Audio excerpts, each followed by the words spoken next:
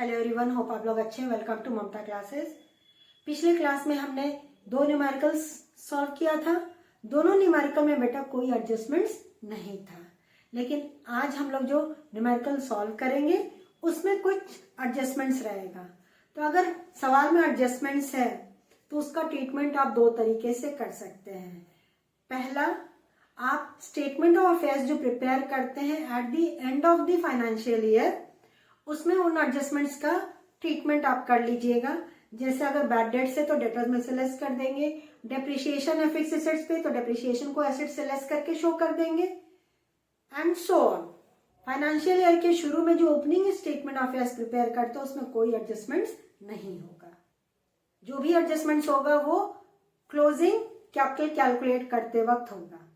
दूसरा ट्रीटमेंट बेटा, इन एडजस्टमेंट्स को हम स्टेटमेंट ऑफ अफेयर्स में ना शो करके जब आप statement of profit and loss prepare करते हैं वहां से उन आइटम्स को एडजस्ट किया जा सकता है। नॉर्मल वे में प्रॉफिट एंड लॉस जैसे अभी निकालते हैं स्टेटमेंट ऑफ अफेयर्स प्रिपेयर करके वैसे निकाल लेंगे। जो प्रॉफिट आया वो प्रॉफिट कहलाता है प्रॉफिट बिफोर एडजस्टमेंट्स, और एक्सपेंसेस अगर है या लॉसेज है तो इस प्रॉफिट में से उसको लेस कर दिया जाएगा, और अगर इनकम है तो इसको ऐड कर देंगे और फाइनल जो हमारा प्रॉफिट होगा वो profit for the year consider किया जाता है। समझ में आ गया? अभी एक न्यूमेरिकल सॉल्व कर लेंगे तो और क्लैरिटी आ जाएगी। एक क्वेश्चन आपके स्क्रीन पे भी डिस्प्ले होगा, उसका स्क्रीनशॉट ले लीजिए। Let's start with the question बेटा। Panwar commences business on 1 April 2014 with a capital of ₹1 lakh. 1 lakh रुपया से बिजनेस शुरू किया गया 1 अप्रैल 2014 को। Which he paid into bank account open for that purpose. इसको इसने बैंक अकाउंट में जमा कर दिया और ये बिजनेस पर्पस के लिए ही ओपन किया गया था। On the same date he bought furniture which cost ₹20,000। उसी डेट को यानी कि 1 अप्रैल को ही 20,000 रुपए का फर्नीचर खरीदा गया। एंड गुड्स वर्थ ₹65,000, 65,000 का goods. He kept his books on single entry basis. Accounts को सिंगल एंट्री बेसिस पे मेंटेन किया जाता है। On 31st March 2015, stock was valued at ₹83,000. 31 मार्च 2015 यानी कि ईयर एंड को स्टॉक का वैल्यूएशन किया गया ₹83,000। There were book debts amounting to ₹34,000, of which ₹2,000 represented debts which were irrecoverable. 34,000 का बुक डेट्स था, मतलब डेटर्स था, जिसमें से 2,000 इरिकवरेबल है यानी कि बैड डेट्स है। Creditors amounted to ₹36,000 and bank passbook showed a balance of ₹14,500। Creditors का अमाउंट और बैंक बैलेंस का अमाउंट दोनों दे दिया गया है। Panwar withdrew 3 times from business for his private expenses. Business से 3 बार पर्सनल खर्च के लिए उसने विड्रॉ किए, यानी कि साल में 3 विड्रॉल है इस ओनर के द्वारा। ईच टाइम ही विड्रू ₹6,000, हर बार उसने 6,000 विड्रॉ किया। And in addition he use ₹5,000 worth of goods from his shop, और अपने शॉप से 5,000 का सामान भी उसने यूज करने के लिए विड्रॉ कर लिया। He took ₹10,000 as loan from his wife. अपनी वाइफ से 10,000 का लोन लिया इस बंदे ने। On 1st October 2014 at the rate of 15% per annum. Interest 15% पर annum और लोन लेने का डेट है 1st October 2014. But he paid no interest. अभी तक उसने कोई इंटरेस्ट अपनी वाइफ को नहीं दिया है, यानी कि 1 अक्टूबर से 31 मार्च का इंटरेस्ट अभी आउटस्टैंडिंग है। अब बिजनेसमैन किसी से भी लोन ले सकता है, फैमिली मेंबर्स भी हो सकता है, भाई बहन, पापा मम्मी, हस्बैंड वाइफ, किसी से भी लोन लिया जा सकता है। From the point of business it is actual loan, और लोन है तो इस पे इंटरेस्ट भी देना बनता है। He gave ₹2,000 to his son from business. 2,000 रुपया अपने बेटे को दे दिया बिजनेस से, ये भी तो पर्सनल खर्च है। तो this is also drawings which he omitted to enter, जिसको उसने कहीं भी नहीं रिकॉर्ड किया, ना डायरी में ना किसी फाइल में, कहीं एंट्री इसकी नहीं हुई है। लेकिन अब हम करेंगे इसकी entry. You are required to prepare a statement showing profit or loss in the business for the year ending 31st March 2015 from the above information. आपको प्रॉफिट एंड लॉस कैलकुलेट करना है ऊपर जितना इंफॉर्मेशन दिया है उसके बेसिस पे। तो इसके लिए तो हमको दो स्टेटमेंट बनाना पड़ेगा, एक क्लोजिंग कैपिटल कैलकुलेट करने के लिए स्टेटमेंट ऑफ अफेयर्स और दूसरा statement of profit and loss to calculate profit for the business. पहले हम लोग स्टेटमेंट ऑफ अफेयर्स प्रिपेयर कर लेते हैं ताकि हमको क्लोजिंग कैपिटल मिल जाए। तो चलिए अभी अपने नोटबुक में फॉर्मेट ड्रॉ कर लीजिए स्टेटमेंट ऑफ अफेयर्स का, मेरे साथ साथ अभी प्रिपेयर करते चलिए। Statement of affairs as at 31st March 2015.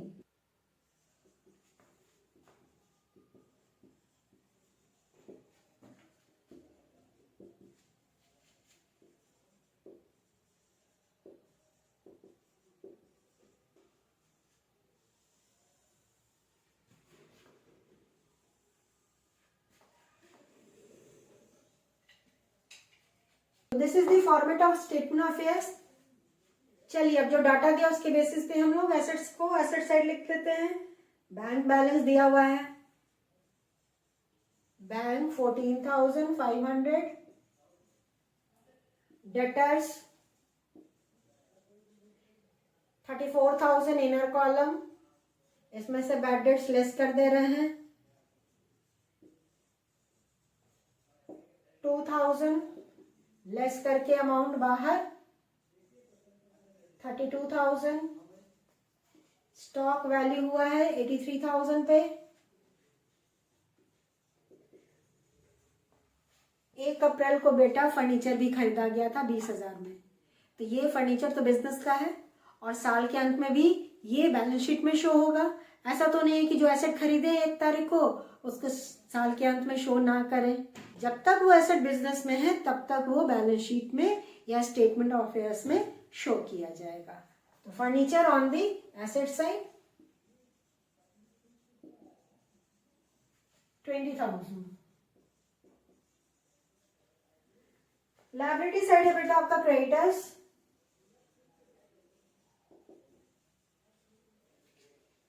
Amount of creditors is 36,000। Wife से लोन लिया गया है तो loan from wife 10,000, add outstanding interest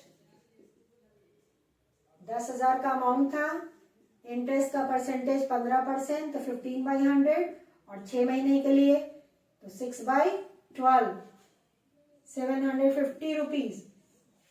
total amount आ गया आपका 10,750। अब एसेट साइड का सारा अमाउंट टोटल करके कैलकुलेट कर लेंगे। 1,49,500। लायबिलिटी साइड भी यही टोटल लिख देंगे बेटा।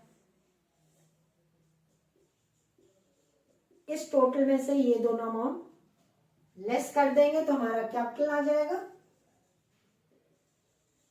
This is the balancing figure.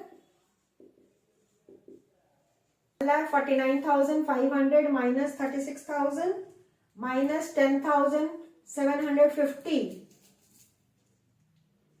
1,02,750 rupees.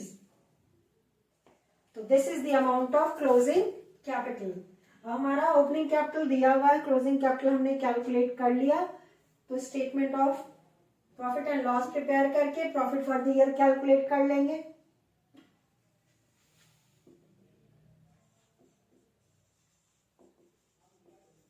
Statement of profit and loss for the year ended 31st March 2015। ये बहुत ही आसान चैप्टर है बेटा।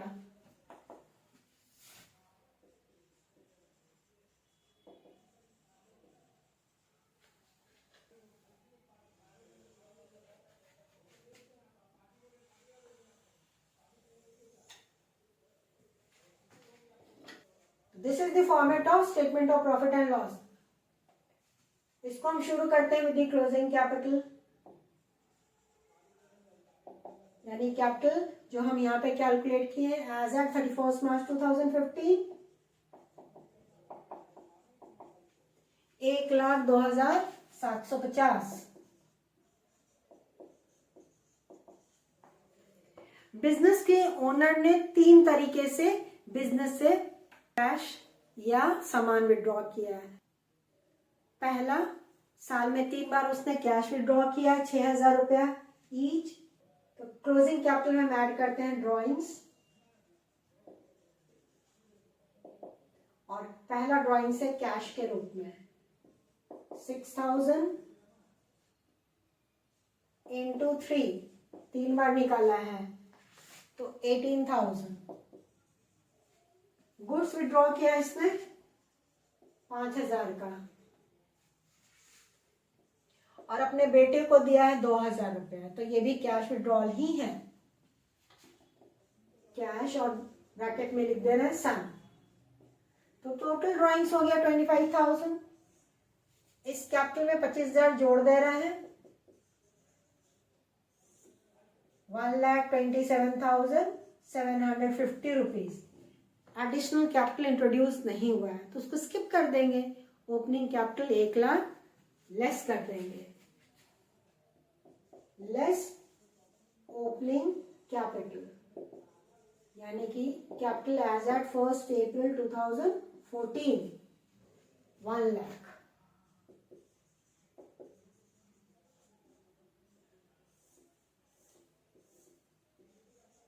हमारा प्रॉफिट फॉर द ईयर आ गया 27,750।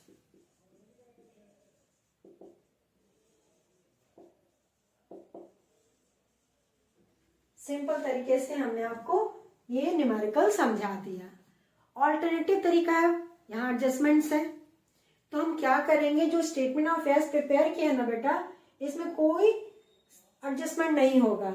जैसे ये जो बैड डेट्स है इसको बिना लेस किए हुए हम टोटल कर लेंगे, और यहाँ पे जो आउटस्टैंडिंग इंटरेस्ट का एडजस्टमेंट किए वो भी यहाँ पे एडजस्ट नहीं होगा। इसके बेसिस पे कैपिटल कैलकुलेट कर लेंगे। ऑब्वियसली कैपिटल डिफरेंट आएगा और वही कैपिटल यहाँ पे हमारा लिखा जाएगा। ये जस का तस, यानी कि ड्राइंग्स को ऐड कर देंगे और ओपनिंग कैपिटल लेस करने के बाद जो प्रॉफिट आएगा वो प्रॉफिट कहलाएगा प्रॉफिट बिफोर एडजस्टमेंट्स। उस प्रॉफिट में ये हमारा जो बैड डेट्स है वो भी लेस होगा, प्लस आउटस्टैंडिंग इंटरेस्ट भी लेस होगा। कहने का मतलब है कि अगर एक्सपेंसेस है तो लेस कर देंगे, और अगर इनकम कोई है उसको ऐड बैक कर देंगे। ये एडजस्टमेंट्स करने के बाद जो प्रॉफिट आएगा that will be the profit for the current year.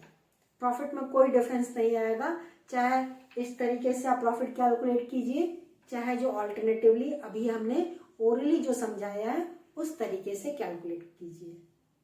Hope आपको आज का न्यूमेरिकल भी अच्छे से समझ में आ गया होगा। आज हमारा ये चैप्टर भी कंप्लीट होता है, रादर हमारा आज सिलेबस कंप्लीट हो गया। अब आप आराम से इत्मीनान से सारा टॉपिक अच्छे से समझ के अपना एग्जाम दीजिए। घबराने की कोई बात नहीं है, ना ओवर कॉन्फिडेंट होना है ना अंडर कॉन्फिडेंट होना है।